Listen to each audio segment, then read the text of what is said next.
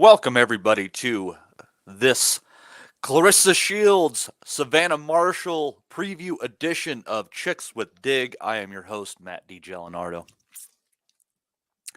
Happy to be here with you today.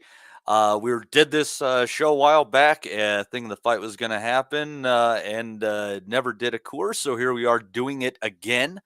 Um, I tell you what, this fight has become very interesting. The whole card is of just women's boxing. Caroline Dubois is on there as well. They're really giving it a run here at the O2. Hopefully, they got some good sales going for it, continuing that momentum that we got from Katie Taylor against Amanda Serrano, which has pushed women's boxing more than anything in recent memory. I'll tell you what. I finally got a chance to watch that the amateur fight between the two, and it's finally up on YouTube if you just search Shields and Marshalls. And it was definitely closer than the points decision went. This is before they changed to the 10-point must system in amateur boxing, and they're still doing points. I think Marshall won at 14-8. And it's one of those where you kind of look at amateur boxing like, well, I guess it was close. I'm not saying that Marshall didn't win. But what will be curious about this one, and I think it ultimately is going to come down to this: who can make the other fighter go onto the back foot? After watching plenty of video of each, that's the only real conclusion that I can come to in this incredibly close fight. Which one of these ladies pushes the other one back? Because neither fighter really does well off the back foot too much. I guess Shields a bit, but if Marshall's coming forward, you're going to be in trouble. You're absolutely going to be in trouble. Um, so it everything's going to favor that, just because both fighters prefer to move forward, control the offense. Both have defensive liabilities. Both have their mistakes that they make with their offense. Something I think you'll notice a lot about Shields is that she very rarely throws a straight right hand. She's always got some sort of a hook to it at the end. Not always a big one, just a little one, that Cuban the Cuban straight, I think some have called it, that just that little bit of a flick at the end. And I'm just curious if Marshall is going to be able to do that little subtle slip, just move outside of that punch, either with her feet or her head. Her feet giving her the chance at that left hook, the head giving her the chance with the right hand. And if she can do that and buzz Shields, I think this thing is over. Whether it ends by a stoppage or goes to the cards, I couldn't tell you. But I think if there comes a moment when Shields buzzes Marshall, or excuse me, the other way around, Marshall buzzes Shields, it's done. I don't think that Clarissa Shields can hurt Savannah Marshall. I don't know if anyone in the chat would disagree. I think that's going to be a tremendously unlikely outcome in this fight. But I just, for the life of me, of anything that could happen in this fight, I could see a clash of heads and go to the cards. I could see full distance. I could see either fighter winning a decision. I could see a draw. I could see Marshall knockout. I can't see Shields winning by a knockout. I think that would be the absolute shock ending. If you listen to our regular show this last week, Oz and I were on board kind of with the idea of a draw as the possibility here. It's, oftentimes the number you'll see for a draw is going to be, plus, or we'll call it 20-1. 18 to 1. I've seen this as low as 10 to 1. Um, Best odds I found is 14 to 1. I mean, that's worth a punt because as we said before, this isn't going to be a pro Shields crowd. Who in God's name is making the trek over to the UK to the O2 to see Clarissa Shields? Maybe a handful of people, um, family, a few close friends. It maybe we'll be surprised. Damian Lillard, I think it was, went down to see Devin Haney fight Kambosos in Australia the first time around. Like, who the fuck goes to Australia to see Devin Haney fight? Well, apparently Damian Lillard did. But this crowd is going to be so enthusiastically pro Marshall that I think the close rounds are probably gonna go her way. You got to consider that there's some element to sway that it's and if she's doing enough positive, and I mean that's her game. Savannah Marshall is a very positive fighter, but if she get those close rounds, I mean that's why she could win the decision in a close fight, and that's why it could be a draw in a close fight as well. The odds have moved over to Shields is a slight favorite. She's at minus 135. Savannah Marshall paying just a little bit better than even money. So, and that's what happened the last time around too. As I was following the odds going into fight week before the Queen passed and they canceled the first fight. So it's not huge movement, but it's slight movement in the market going towards Shields as the fight comes. Right now, the most likely option, and this is kind of funny. This is it's Clarissa Shields is plus 105. So just, I mean, they're basically saying that's what if she wins, that's it. I mean, she's knockout plus 750, very wide. Savannah Marshall 3 to 1 on both decision and knockout. Market saying that could go either direction.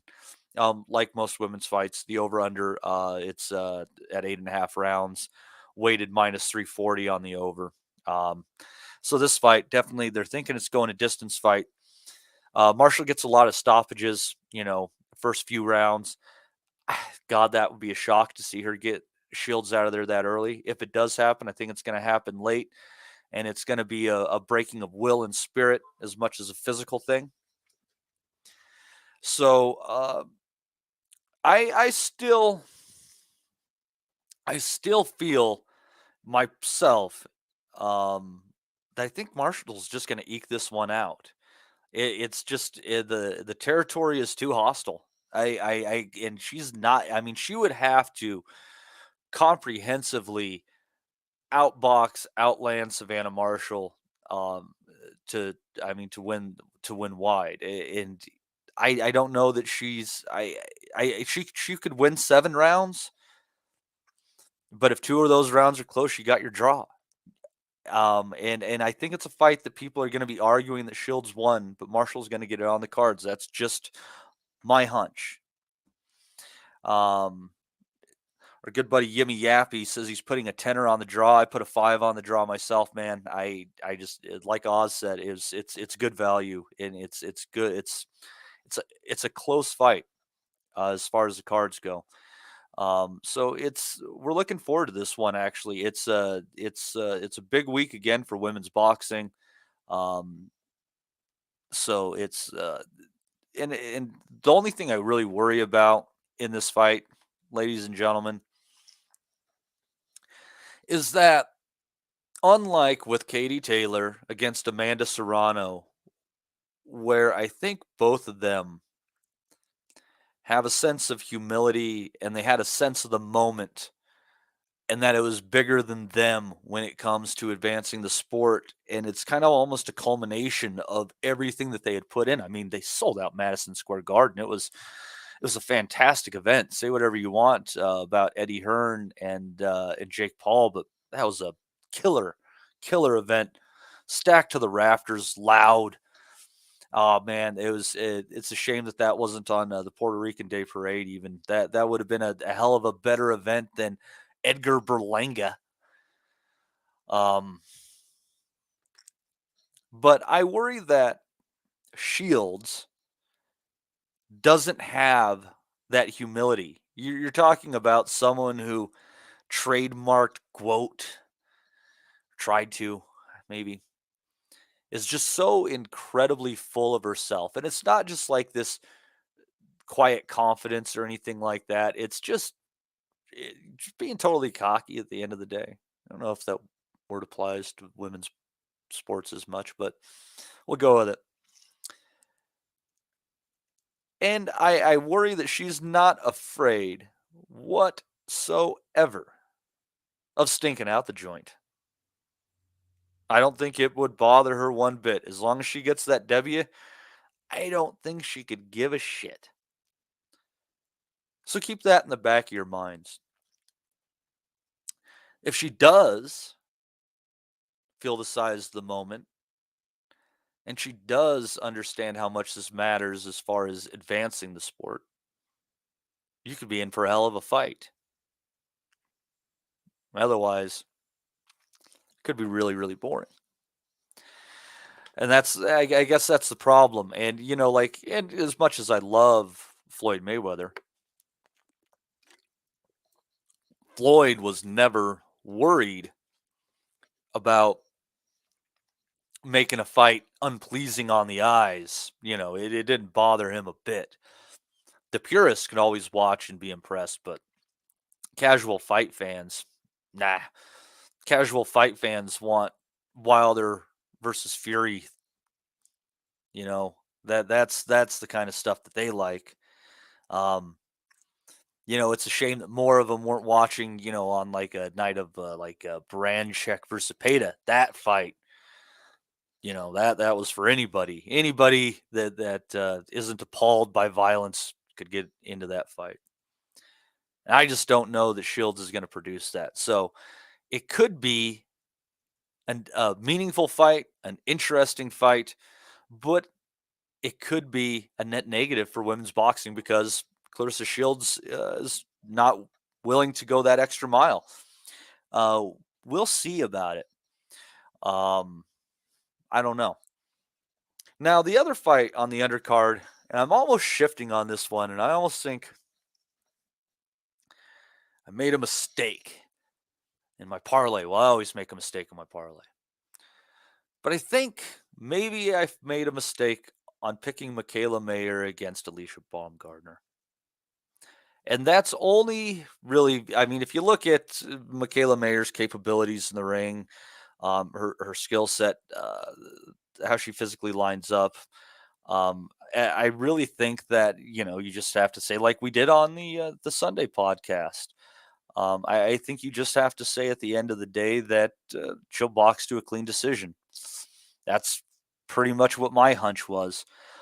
But man, if you saw that weigh-in, her and Baumgardner, they don't like each other. After they had to separate her, she threw a kick at Baumgardner. Mayer is pissed, and that could put her into harm's way. I mean, don't kid yourself. The Baumgardner can punch. She can punch quite a bit. That's more than a pretty face right there, my friends. And if Michaela decides to get arrogant in there, if she tries to go in there and get the stoppage, which is not her motif, it's not her thing. She can throw some hard shots. She's had a few stoppages, a couple early. Don't kid yourself. There's a reason that people just can't walk her down. But she's not a real puncher. Baumgardner is a real puncher. Um, so it'll be interesting to see if she puts herself in harm's way. And I'm really worried that she's going to. Um, it's kind of in the same way that I tilt, like part of my lean towards Marshall is that I really think that Savannah is in Shields' head. I really think that Baumgardner is in Mayer's head in a different way. And I don't know. I don't know if anyone in the chat has an opinion, if anyone might have changed their mind themselves or leaned a different way because of the weigh-in. But I tell you, I just I still I'm still leaning Mayer, but it's not nearly as strong. But we'll see. Yeah, Jimmy, I agree. That kick was pathetic. There's a reason she's a boxer and she's not a football player, right? Um, so speaking of the people in the chat, real quick, I'd like to thank. Let's see here, Mike Wigner, Yumi Yappy, Mr. Toshta Kagulu Malone, Sad Ken, Richard Huttonson, Matthew Russell. Let's see here. I think I saw Mr. H.C. Nelson floating around in there. Big A, G Poker, Martin Mulligan. Appreciate all of you. All join me. Deech in here as well. Appreciate you. Um, Stephen Hill hopping in too. It's I don't know. Nobody in the chat seems to agree with me, and that makes me feel better about my bet. Thank you guys. That's a little bit more confidence on that. But it's just yeah, you can't let people get in your head like that. You got to fight the way that you fight. Otherwise, you might end up in some big trouble. And Michaela Mayer could find herself in some big trouble. Um, as I've said, I think I would love to see Amanda Serrano abandon 126 and try to score a fight with the winner of this. I thought that Serrano looked lethargic in the later stages of her last fight. I thought she won it clean, but it was closer than it should have been. She was losing late rounds, which is normally not something that Amanda does. She tends to get late stoppages, and I just think the weight, um, the weight just might be hard for Serrano to make now, and it would be a good move to go to 130 based on that, and also because this is another decent money fight. Katie's fighting soon. I don't know if they're going to make that rematch. We'll see. I think that we would all love to see it. It was a very, very close fight, um, but this would be a great opportunity for her. But before we have another podcast, there's going to be a really interesting fight coming up on November 5th between Chantel Cameron and Jessica McCaskill. They'll be on DAZN. This fight, also, my friends, is an even money fight with the books. It's going to be at 140 pounds. McCaskill coming down from 147, where she has all the belts, to take on Chantel Cameron. And I'll tell you, you look at McCaskill and she gets so horribly sloppy at times. It just kind of blows your mind. You know, this woman has 2 wins over Cecilia Brækhus, who is a fantastic fighter. Basically dominated her weight classes in the sport for a decade,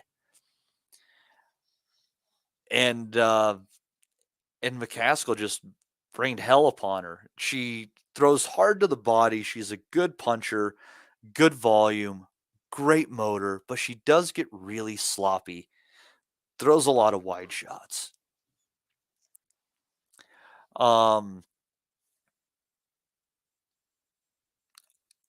if Cameron, well, and you also got to wonder. I mean, McCaskill, I know she did move up a couple weight classes to 147 to take that chance at Brækhus and get those titles. But coming back down to 140, is making the weight going to be easy for her? I don't know. You might want to weigh that a little bit. Um, Cameron has some inside game, 100%. I can't dismiss her there, but she doesn't like hanging out inside. And if McCaskill can force the fight to be at her range, in her territory, where she can throw those body shots and keep Cameron from tying her up, man, Chantel's going to be in for a hell of a tough fight. But much like Michaela Mayer against Alicia Baumgardner, this is a really interesting boxer versus puncher matchup.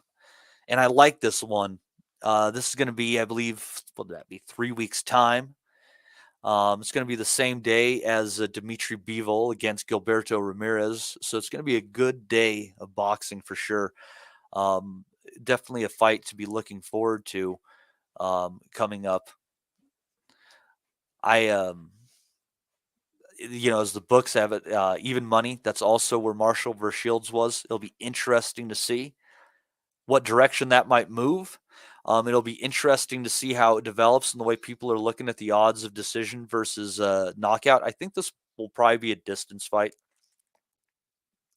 but I think it's one that if you got another decent bet that day, where you might be able to get even money between the two. I think this will be a little bit closer odds than the usual women's fight on the over under. Probably still be 8.5, but you'll probably be looking closer to, I don't know, minus 250, minus 200 on it. So we will see. But I don't know. Interesting fight. Chantel Cameron is actually a very good fighter. I know Sad Ken kind of disagrees with this one, but I think this is a good fight between some skilled fighters. And if Katie Taylor, she's already got the win over McCaskill, I do believe. But I mean, if Katie Taylor wants one more feather in her cap to go up a weight class, if Cameron takes this fight to challenge Chantel Cameron for in the 140-pound division for another slew of belts, I think that's a good fight, and I think that one sells really well on your side of the pond. So yeah, that is definitely a meaningful fight in women's boxing. All three of these really do matter, and that's what I like. There is some development in the sport where we see some of these better names, and the fights as they come together, they actually matter. So I'm looking forward to today. I'm gonna have some great fights this afternoon. I believe that card starts here probably in just about 2.5 hours, give or take. But also we got some great stuff going on tonight. You got Deontay Wilder is going to be fighting Robert Helenius tonight. You got the George Kambosos Devin Haney rematch, which could be a bore fest, but you never know. There could be some shift. They learn some things about each other. It's a good day for boxing, but particularly women's boxing headlining at the O2 Arena. I'm looking forward to it. I hope you are well. I thank everybody for joining me for this episode of Chicks with Dig, and we will see you all next time around.